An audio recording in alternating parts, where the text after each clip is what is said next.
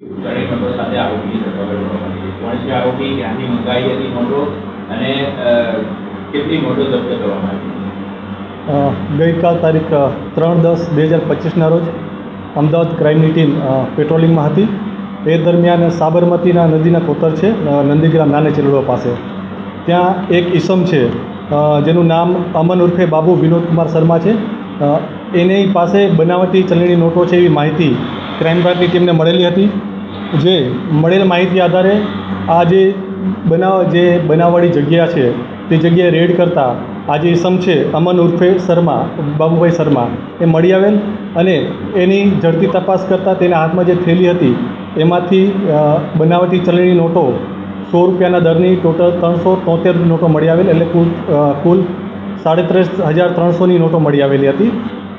આ નોટો છે નકલી છે કે નહીં એ ચેક કરવા માટે સ્થળ પર ડીએફએસની ટીમ, એફએસએલની ટીમને બી બોલાવેલી અને એમના દ્વારા બી પુષ્ટિ કરવામાં આવેલી હતી કે આ જે તમામ ચલણી નોટો છે એ નકલી છે. જેના આધારે આ કામને આરોપી છે એની ધરપકડ કરી અને તેના વિરુદ્ધ ડીસીબી ક્રાઇમ બ્રાન્ચ ખાતે ગુનો દાખલ કરવામાં આવેલ છે. તેમજ આ કામેની આરોપીની વધુ પૂછપરછ કરતાં જાણવા મળેલ છે કે આ જે આરોપી છે એણે જે સામેનો જે વ્યક્તિ પાસેથી નોટો મંગાવેલી છે એનો જે સંપર્ક છે એ ઇન્સ્ટાગ્રામ મારફતે કરેલો હતો અને ઇન્સ્ટાગ્રામ મારફતે જ તેનો વોટ્સએપ નંબર મેળવી અને સામેવાળી બીજી જે અન્ય આરોપી છે જેનું નામ અમન કરીને આકારના આરોપીએ જણાવેલું છે એની પાસેથી ટોટલ 50,000ની ચલણી નોટો આજથી 4 મહિના પહેલાં મંગાવેલી હતી. અને આ સિવાય જે અન્ય નોટો છે એ એણે અન્ય સામાન્ય કામોમાં જેવી રીતે દૂધ લેવું કે અન્ય બીજા કામોમાં ખાણીપીણીમાં કઈ રીતે વાપરી નાખેલ હોવાની હકીકત તેણે પોતાના નિવેદનમાં જણાવેલી છે.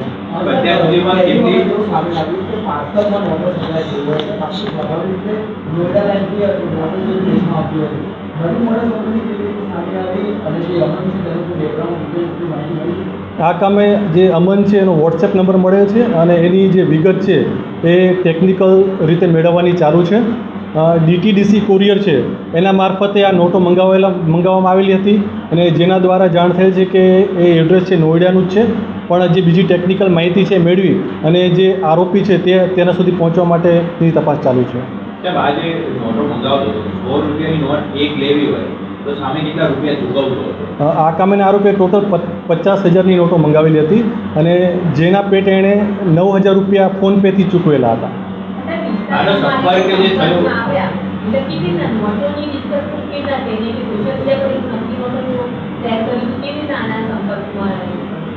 આ કામે આ જે આરોપી છે એણે સર્ચ કર્યું હશે ને એના આધારે એને નંબર મળ્યો હતો અને એના આધારે જેણે મંગાવેલી છે આ નોટો. જાતે સર્ચ કરે. અમને કોઈ જાહેરાત મૂકી હતી કે લોકોને એડ્રેસ મતલબ પોતાના સંપર્કમાં આવી એ માટે કયા પ્રયત્નો સોશિયલ મીડિયામાં કર્યા એ એ બાબતે હજી આગળની તપાસ ચાલુ છે, એની પૂછપરછ આરોપીની ચાલુ છે.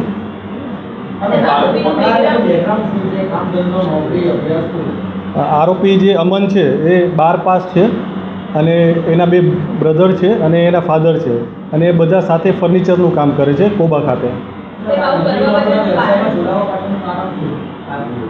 આર્થિક ફાયદો, કારણ કે એને 9,000 સામે 50,000 રૂપિયા મળે છે અને એ બેનિફિશિયર માટે આર્થિક ફાયદા માટે જેણે આ પોતાનું કામ કર્યું.